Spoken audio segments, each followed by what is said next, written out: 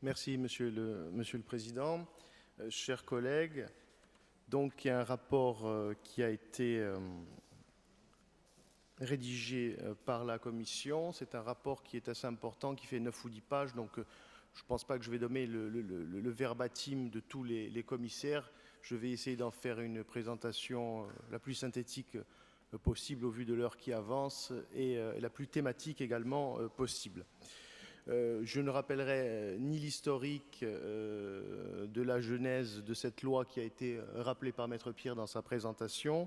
Je ne rappellerai pas non plus la position des membres du groupe Perlaen, parce que je pense que Madame Pierre l'a très bien fait avec une belle sincérité devant cette Assemblée, belle sincérité dont elle a fait preuve aussi devant la Commission.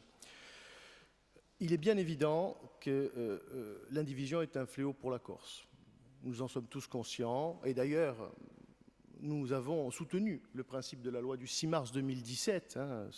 Il ne s'agit pas aujourd'hui de disputer des vertus ou des mérites de cette loi.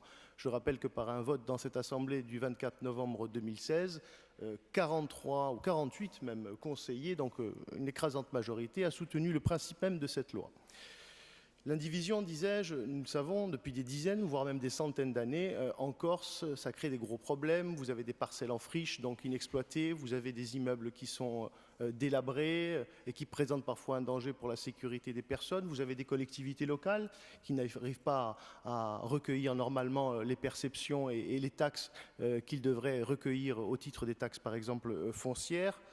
Et vous sans parler des conflits parfois graves qui s'enquistent dans les familles de génération en génération. Donc nous partageons tous le souci qui est partagé, en tout cas initié par cette motion par Madame Pierre. En revanche, il y a des points qui posent difficulté, et c'est le sens des observations qui ont été présentées par les membres des groupes de la majorité territoriale lors de la commission des compétences législatives et réglementaires. Je vais essayer de les exposer le plus rapidement possible, et ensuite j'exposerai en synthèse, la synthèse plutôt du propos de M. Jean-Charles Orsouch qui intervenait pour son groupe Anda Perdomane. Ce qui est un peu gênant, en quelque sorte, Madame Pierre a toute légitimité pour déposer cette motion au nom de son groupe Perlaen, mais elle la dépose à titre individuel. Il aurait été intéressant, au vu de l'importance du problème, parce que je sais que la passion du droit notarial n'est pas partagée par tous, mais là, on touche quand même des enjeux cruciaux. On touche à l'indivision, qui est un problème crucial pour la Corse. On touche aussi quelque part au statut de résident, qui est quelque chose d'extrêmement important pour nous. On touche au droit de propriété. Donc cette motion est importante, c'est la raison pour laquelle j'entends insister dessus. Il aurait été utile de connaître l'avis de l'ensemble de la profession, des notaires de Corse, qui nous auraient dit ou pas s'ils rencontrent des difficultés d'application de l'article 2 de la loi, et qui nous auraient donné leur avis sur la motion qui est présentée. Nous ne l'avons pas, et rien ne justifie, si vous voulez, même si votre parole n'est pas en doute, de toute façon, comme vous le savez, la bonne foi est toujours présumée, mais rien ne justifie de ces difficultés d'application de cet article 2. C'est un premier point.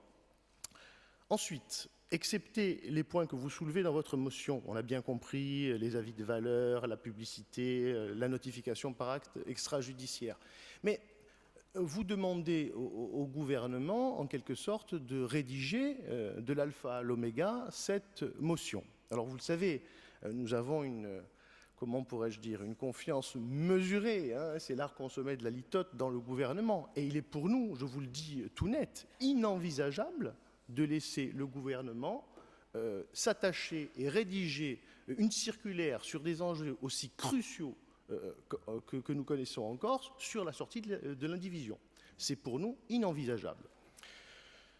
Il faut d'ailleurs rappeler que le gouvernement a refusé le décret d'application, plus exactement la chancellerie. J'ai mieux compris pourquoi, parce que si le président de l'Assemblée, par substitution, par intérim, le pervers, j'interviendrai aussi en contre pour donner un point juridique. Sur l'esprit de la loi du 6 mars 2017, c'est là qu'il y a une différence. L'esprit de la loi, c'est le titrement. Et éventuellement, le partage, la conséquence ou la possibilité, éventuellement, la possibilité d'une vente. Ce n'est pas la vente. Et là, les modifications, les précisions que vous voulez apporter à ce texte nous conduiraient peut-être à aller vers une mise à l'encan de la terre de Corse. Et c'est, vous le savez, ce à quoi nous nous refusons. Parce qu'encore une fois, il faut parler clair.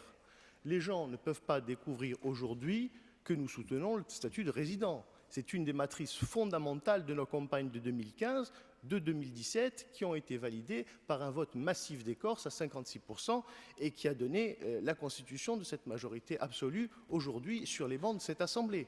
C'est extrêmement important. Le président d'ailleurs du Conseil exécutif le disait hier. C'est vrai que ce statut de résident, en quelque sorte, protéger cette terre pour les Corses d'origine et d'adoption, eh bien, on ne peut pas le bâtir par le haut. Mais on essaye, avec des initiatives originales et astucieuses, de le bâtir par le bas, comme justement les belles initiatives municipales qui ont été déclinées hier et qui s'adressent aux primo-accédants. Donc, nous, l'essence de notre combat et de notre stratégie, c'est justement éviter les phénomènes spéculatifs qui pourraient encore s'accroître en Corse et faire en sorte que nous soyons complètement les uns et les autres dépossédés de notre terre. C'est la raison pour laquelle vous semblez minimiser les risques des effets induits de vos précisions. Mais nous devons absolument gouverner, c'est prévoir, mais c'est surtout être prudent, faire preuve de prudence. Nous ne pouvons engager les Corses dans cette aventure aussi facilement, aussi cavalièrement, quand même le gouvernement a refusé de préciser justement cet article 2 qui fait débat. Donc je trouve qu'il faut aujourd'hui être extrêmement prudent. C'est d'ailleurs le sens de l'avis qui a été donné par la Commission, qui a été un avis défavorable. Ce sont les groupes de la majorité territoriale qui ont voté contre cette motion qui était proposée. Concernant M. Jean-Charles Orsuch, il a estimé que les positions des deux partis, des deux camps en quelque sorte, étaient tout à fait sincères.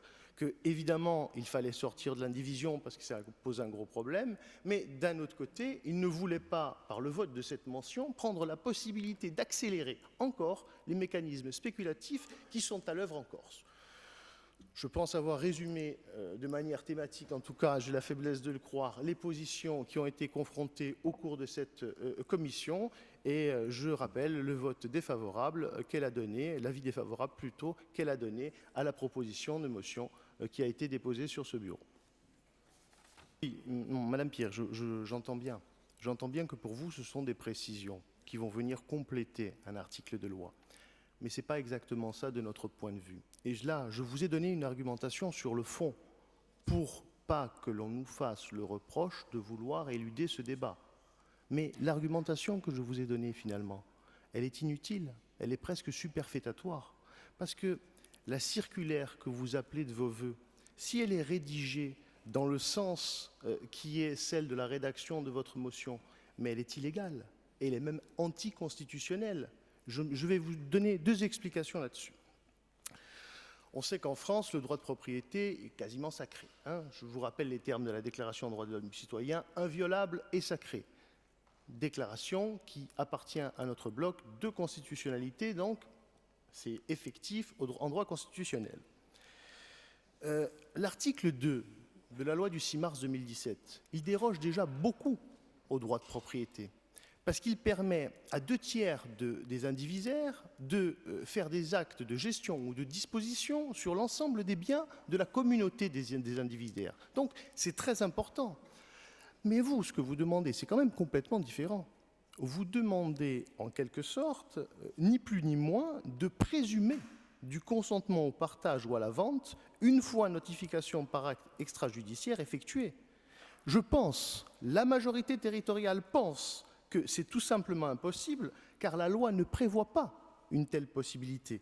Et la circulaire, comme chacun sait, est de valeur infraréglementaire. Elle ne peut modifier des dispositions qui ont été votées en la forme par le législateur. Donc la motion que vous proposez, au-delà de modifier la loi, elle irait même contre la loi. Parce que je vous rappelle juste l'article 1150 du Code civil qui dispose que le silence ne vaut pas acceptation. Et c'est sûrement la raison pour laquelle la chancellerie a refusé d'apporter des précisions sur ce texte, parce qu'il était totalement impossible juridiquement de pouvoir prévoir quelque chose par le biais d'une simple circulaire, c'est l'étage le plus bas pratiquement dans la hiérarchie des normes, quelque chose qui allait modifier non seulement la loi, mais même la Constitution, la propriété privée et le droit de propriété. Alors vous savez, il y a quelque chose qui est assez amusant. Parce que nous, les nationalistes, au travers du statut de résident, on nous accuse beaucoup d'attenter au droit de propriété. On dit, ah, attention, le statut de résident, on ne va pas pouvoir vendre comme on va vouloir, et c'est très important le droit de propriété. Mais finalement, votre groupe, par cette mention, vous voulez presque lui porter un coup presque fatal au droit de propriété. Vous voulez, en quelque sorte, alors que même philosophiquement, hein, je pense que vous êtes un groupe de droite et que votre idéologie est bâtie, justement, l'idéologie libérale est bâtie sur le concept de propriété privée. Donc si vous voulez attenter à la propriété privée par le biais d'une simple instruction, je trouve que c'est quand même curieux. Voilà. Alors moi, je pense vous avoir fait la démonstration que juridiquement, il est impossible que cette instruction, cette simple instruction, puisse avoir les conséquences que vous voulez lui prêter.